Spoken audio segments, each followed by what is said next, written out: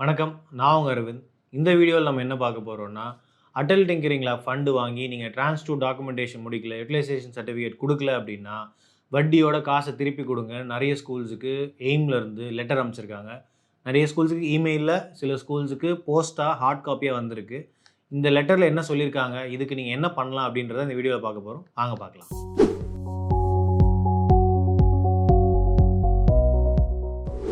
இப்போ என்கிட்ட ஒரு ஸ்கூல்கிட்ட இருந்து வந்த ஒரு லெட்டரோட காப்பி இருக்குது.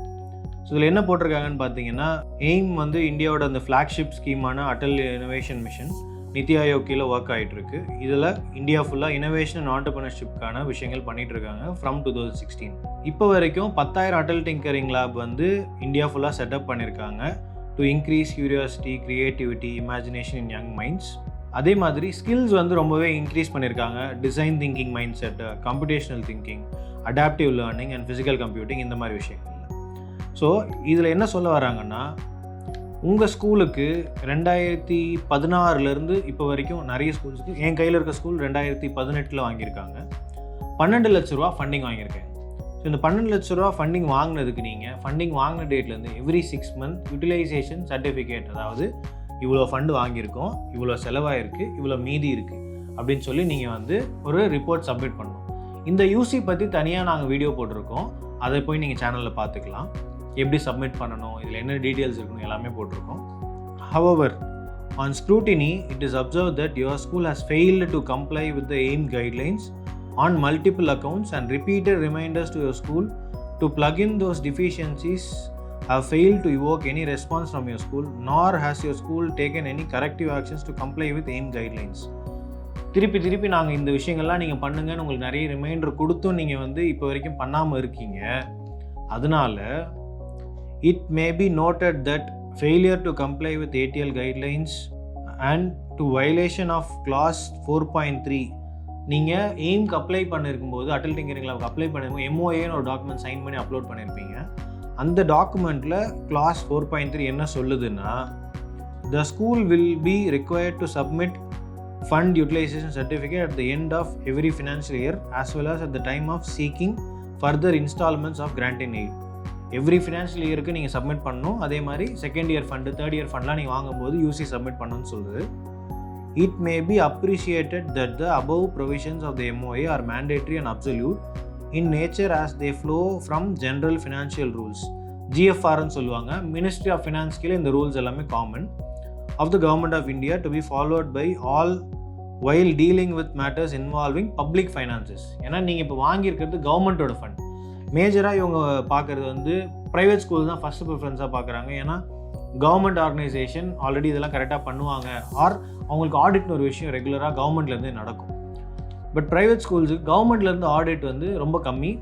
இந்த ஸ்கீமுக்கு நீங்கள் இது எல்லாமே ஃபாலோ பண்ணியிருக்கணுன்றது சொல்கிறாங்க.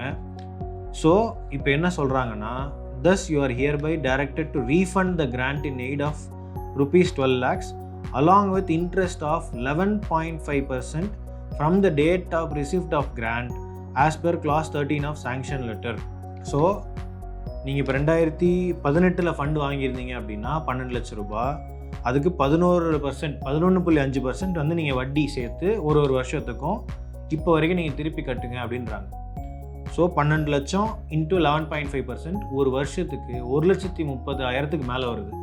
ஸோ இந்த மாதிரி 2018னா 19, 20, 21, 22, 23, ஆல்மோஸ்ட் 5 வருஷம். 5 வருஷம் இன்ட்டு 1.3 lakhs, ஸோ ஒரு 6.5 lakhs கிட்ட வருது. நீங்கள் 12 லட்சம் ப்ளஸ் 6.5 lakhs சேர்த்து திருப்பி கொடுங்க அப்படின்னு லெட்டர் அனுப்பிச்சிருக்காங்க. இதில் இன்னொரு பாயிண்ட் என்ன சொல்லியிருக்காங்கன்னா, in the event of breach violation of the MOA terms and condition, the grantee shall be required to refund to the government and demand entire amount of such part thereof as may be mentioned in the notice demand issued by the government along with the interest thereon at the rate of 11.5% compounded annually from the date of receipt of the grant in aid. Thus, grant in aid of rupees 12 lakhs may be returned through a demand draft in favor of Pay and Accounts Office, Niti Aayog, New Delhi, and sent to the following address by registered post along with the line in confirmation that you have remitted the interest through Bharat Kosh on NTRP portal அப்படின்னு போட்டு mission director Chintan Vaishnav sign பண்ணி அமைச்சிருக்காரு. So இதில் 2 விஷயம் மட்டும் ரொம்ப முக்கியமாக அவங்க எடிட் பண்ணியிருக்காங்க. இது வெவ்வேறு வருஷத்தில் ஃபண்டு வாங்கின ஸ்கூல்ஸ்க்காக இயரும் ஸ்கூலோட நேமும் கொடுத்துருக்காங்க. இந்த இயர் அண்ட் ஸ்கூலோட நேம் தவிர இந்த லெட்டரோட மற்ற கண்டென்ட் எல்லாமே காமன். நீங்கள் 2016 ஃபண்டு வாங்கியிருந்தாலும் 17, 18, 20 வரைக்கும் யாரெல்லாம் ஃபண்டு வாங்கியிருக்காங்களோ ஒருத்தருக்காக இந்த லெட்டர் வர ஆரம்பிக்கும். நம்ம ஆல்ரெடி இதை பற்றி என்னோடய ஸ்டேட்டஸ்லேயோ நம்ம குரூப்ஸ்லேயோ போட்டிருந்தோம். என்னென்னா இந்த மாதிரி வர ஆரம்பிச்சிருக்கு, 2016 ஃபண்டு வாங்கின ஸ்கூல்ஸுக்கு வர ஆரம்பிச்சிருக்கு, சீக்கிரம் டாக்குமெண்டேஷன்லாம் முடிங்க அப்படின்னு சொல்லி. We have been urging all schools to finish this documentation as soon as possible. ஏன்னா உங்களுக்கு ஃபண்டு வாங்கி நீங்கள் 1 வருஷத்தில் பண்ணியிருக்கணும். நீங்கள் 1 வருஷத்தில் பண்ணாதது இப்போது 5 வருஷம் கழித்து அவங்க வந்து காசை திருப்பி கொடுங்கன்னு கேட்குறாங்க. இப்போது காசை திருப்பி கொடுக்கறதுக்கு கண்டிப்பாக யாராலையும் முடியாது. அப்போது என்ன பண்ணலாம் அப்படின்னா, நீங்கள் டாக்குமெண்டேஷனை எவ்வளோ சீக்கிரம் முடியுமோ அவ்வளோ சீக்கிரம் பண்ணணும். அண்ட் இப்போ உங்களோட கஷ்டகாலம் என்னென்னா, PFMS is not working properly for the last 1 month. இவங்க பேங்க் அக்கௌண்ட்டோட இன்டகிரேஷன் எல்லாமே PFMSன்ற வெப்சைட்டில் மாற்றிட்டு இருக்காங்க. ஸோ இந்த PFMSல தான் நீங்கள் எல்லா வரவு செலவு கணக்கும் கொடுக்கணும். அதிலிருந்து தான் நீங்கள் EAT cash book, utilisation certificate, இந்த விஷயங்கள் எல்லாமே நீங்கள் ஜென்ரேட் பண்ணுவீங்க. ஸோ இது எல்லாமே பண்ணுறதுக்கு PFMS என்ட்ரி பண்ணுறதுக்கு உங்கள்கிட்ட பேங்க் ஸ்டேட்மெண்ட் இருக்கணும், நீங்கள் பண்ண எல்லா எக்ஸ்பென்சஸ்க்கான பில்ஸ் இருக்கணும்.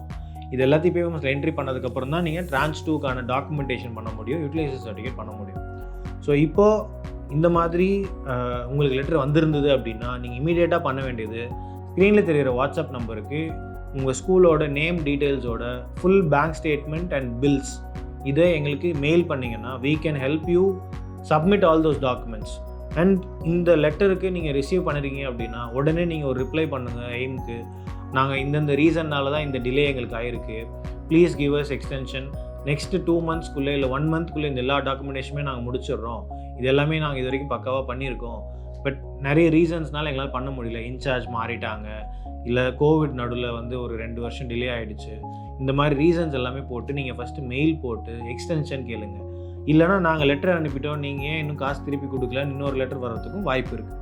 ஸோ இது வந்து நிறைய ஸ்கூல்ஸ்க்கு இப்போது வர ஆரம்பிச்சிருக்கு, நிறைய ஸ்கூல்ஸுக்கு வராமல் இருக்குது. ஏன்னு பார்த்தீங்கன்னா, நாங்கள் கைட் பண்ண நிறைய ஸ்கூல்ஸ் வந்து செகண்ட் இயர் ஃபண்டுக்கு அப்ளை பண்ணி செகண்ட் இயர் ஃபண்ட் வாங்கி அதையும் யூஸ் பண்ண ஆரம்பிச்சிட்டாங்க.